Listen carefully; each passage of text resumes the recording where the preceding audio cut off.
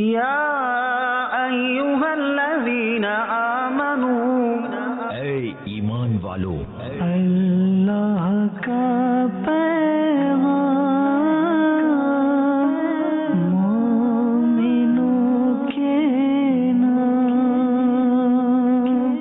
الحمدللہ رب العالمین والصلاة والسلام علی سید المرسلین، اما بعد فاعوذ باللہ من الشیطان الرجیم، بسم اللہ الرحمن الرحیم۔ الصلاة والسلام علیک یا رسول اللہ وعلی آلک واصحابک یا حبیب اللہ، الصلاة والسلام علیک یا نبی اللہ وعلی آلک واصحابک یا نور اللہ۔ میٹھے میٹھے اسلامی بھائیوں اور مدنی چینل کے ناظرین، سلسلہ ہے اللہ کا پیغام مومنوں کے نام، اور اس میں ہم قرآن پاک کی ان آیتوں کو شامل کرتے ہیں جس میں رب عز و جل نے اے ایمان والو کہہ کر ہم سب سے براہ راست خطاب کیا ہے۔ آج کون سی آیت ہے؟ آج قرآن پاک کی سورہ بقرہ کی آیت نمبر 264 کی پہلے تلاوت قرآن سنیں گے، پھر اس کا ترجمہ اور پھر تفسیر صراط الجنان سے بڑے پیارے مدری پھول۔ تلاوت قرآن مجید۔ یا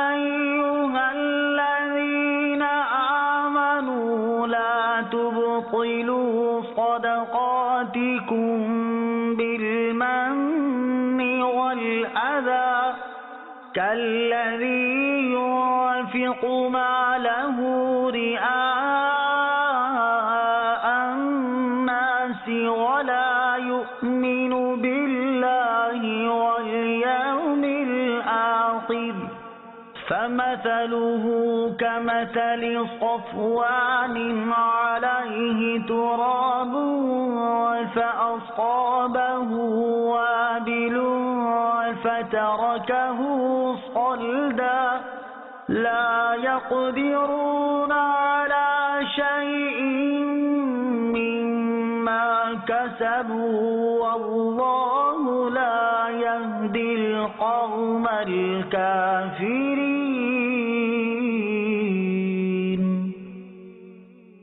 ترجمہ کنز العرفان۔ اے ایمان والو، احسان جتا کر اور تکلیف پہنچا کر اپنے صدقے برباد نہ کر دو، اس شخص کی طرح جو اپنا مال لوگوں کو دکھلاوے کے لیے خرچ کرتا ہے اور اللہ اور قیامت پر ایمان نہیں لاتا۔ تو اس کی مثال ایسی ہے جیسے ایک چکنا پتھر ہو جس پر مٹی ہے، تو اس پر زوردار بارش پڑی جس نے اسے صاف پتھر کر چھوڑا۔ ایسے لوگ اپنے کمائے ہوئے اعمال سے کسی چیز پر قدرت نہ پائیں گے، اور اللہ کافروں کو ہدایت نہیں دیتا۔ لا تبطلوا صدقاتکم، اپنے صدقے برباد نہ کر دو۔ تفسیر صراط الجنان میں ہے، ارشاد فرمایا گیا کہ اے ایمان والو، جس پر خرچ کرو اس پر احسان جتلا کر اور اسے تکلیف پہنچا کر اپنے صدقے کا ثواب برباد نہ کر دو، کیونکہ جس طرح منافق آدمی لوگوں کو دکھانے کے لیے اور اپنی واہ واہ کروانے کے لیے مال خرچ کرتا ہے لیکن اس کا ثواب برباد ہو جاتا ہے، اسی طرح فقیر پر احسان جتلانے والے اور اسے تکلیف دینے والے کا ثواب بھی ضائع ہو جاتا ہے۔ اس کی مثال یوں سمجھو جیسے ایک چکنا پتھر ہو جس پر مٹی پڑی ہوئی ہو، اگر اس پر زوردار بارش ہو جائے تو پتھر بالکل صاف ہو جاتا ہے اور اس پر مٹی کا نام و نشان بھی باقی نہیں رہتا۔ یہی حال منافق کے عمل کا ہے کہ دیکھنے والوں کو معلوم ہوتا ہے کہ عمل ہے، اور روز قیامت وہ تمام عمل باطل ہوں گے کیونکہ وہ رضائے الہی کے لیے نہ تھے۔ یا یوں کہہ لیں کہ منافق کا دل گویا پتھر کی چٹان ہے، اس کی عبادات خصوصاً صدقات اور ریا کی خیراتیں گویا وہ گرد و غبار ہیں جو چٹان پر پڑ گئیں، جن میں بیج کی کاش نہیں ہو سکتی۔ رب تعالیٰ کا ان سب کو رد فرما دینا گویا وہ پانی ہے جو سب مٹی بہا کر لے گیا اور پتھر کو ویسا ہی کر گیا۔ اس سے معلوم ہوتا ہے کہ اگر صدقہ ظاہر کرنے سے فقیر کی بدنامی ہو تو صدقہ چھپا کر دینا چاہیے کہ کسی کو خبر نہ ہو۔ لہذا اگر کسی سفید پوش یا معزز آدمی یا عالم یا شیخ کو کچھ دیا جائے تو چھپا کر دینا چاہیے۔ بعض بزرگ فرماتے ہیں کہ اگر کسی کو علم دین سکھایا ہو تو اس کی جزا کی بھی بندے سے امید نہ رکھے اور نہ اسے تانے دے، کیونکہ یہ علمی صدقہ ہے۔ آیت لا تبطلوا صدقاتکم بالمن والاذى، اس سے حاصل ہونے والے نکات۔ نمبر 1، ریاکاری سے اعمال کا ثواب باطل ہو جاتا ہے۔ اس کے بارے میں مزید تفصیل جاننے کے لیے احیاء العلوم جلد 3 میں سے ریاکاری کا بیان ضرور پڑھیں۔ نمبر 2، فقیر پر احسان جتلانا اور اسے ایذا یعنی تکلیف دینا ممنوع ہے اور یہ ثواب کو باطل کر دیتا ہے۔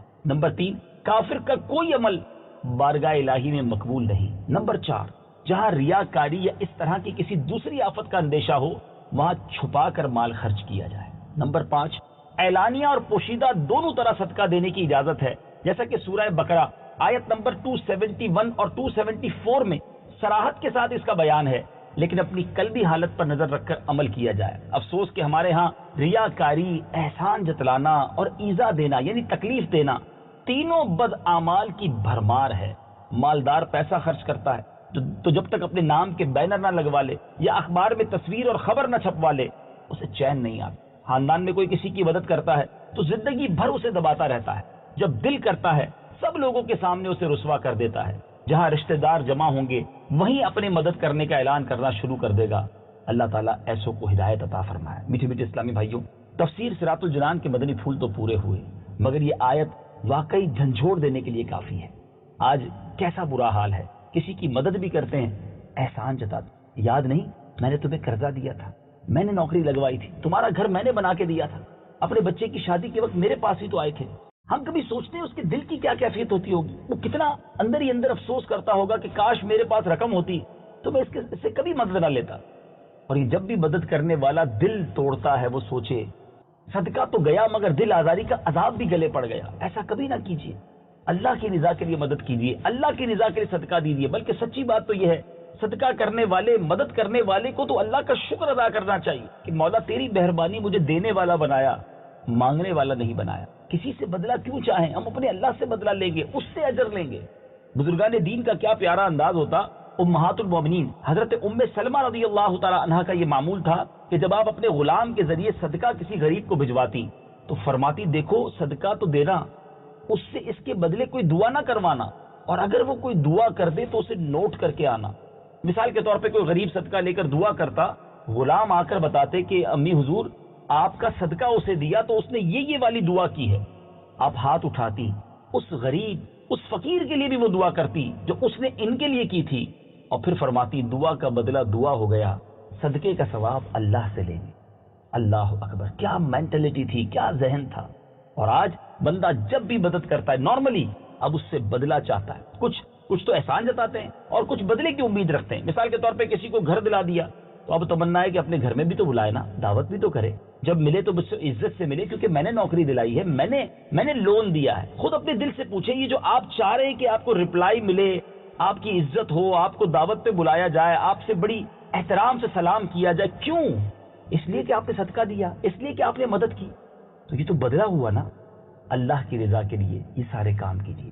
مزہ اس میں ہے کہ بندہ دائیں ہاتھ سے صدقہ کرے، اس کے بائیں ہاتھ کو پتہ نہ ہو۔ اللہ یہ اخلاص مجھے بھی عطا فرمائے، آپ کو بھی نصیب فرمائے۔